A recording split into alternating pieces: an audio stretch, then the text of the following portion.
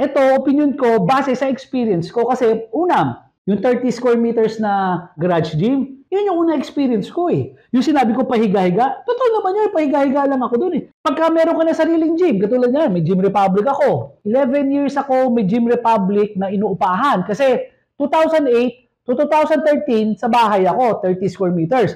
2013 up to present, dito na ako, umuupan na ako ng 1,200 square meters. Pero, sa totoo lang, makikita mo lang ako sa gym sa umaga pag nag-gym ako, pag nagbuhat ako. At makikita mo lang ako sa hapon sa gym pagkatapos kong umuwi galing sa gym depot para gusto ko lang pampalubag loob, parang stress reliever. Pag nakita ko maraming tao, maraming nag-workout, masaya ako. May POS, may door access management system. So hindi ka rin maluloko nung kahera mo.